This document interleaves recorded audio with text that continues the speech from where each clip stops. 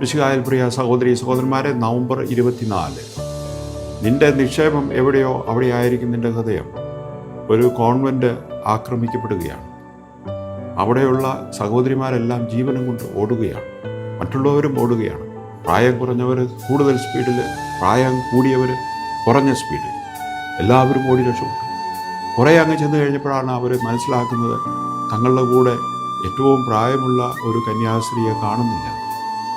അവർ തിരിച്ച് വീണ്ടും ആ മഠത്തിലേക്ക് വന്നപ്പോൾ ആ മഠത്തിൻ്റെ ഒരു ഭാഗം കത്തുകയാണ്. അവർ തീയിട്ടു. അത് കണ്ടുകൊണ്ടാണ് ഇവർ ഓടിയത്. പക്ഷേ അവിടെ ചെന്നപ്പോൾ ആ പാവപ്പെട്ട ആ വൃദ്ധയായ ആ കന്യാസ്ത്രീ അവിടെ ദേവാലയത്തിൽ മുട്ടുകുത്തി നിൽക്കുകയാണ്. നിന്റെ നിക്ഷേപം എവിടെയോ അവിടെയാണ് നിന്റെ ഹൃദയം.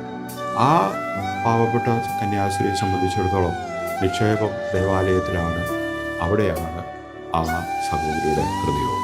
ഈശോ എന്ന് നമ്മളോട് പറയുകയാണ്, നിന്നെ നിക്ഷേപങ്ങൾ കരുതി വയ്ക്കേണ്ടത് ദൈവത്തിൻ്റെ അടുത്താണ്. അപ്പോൾ അത് ആരും നശിപ്പിക്കപ്പെടുകയും ആരാലും നശിപ്പിക്കപ്പെടുകയും.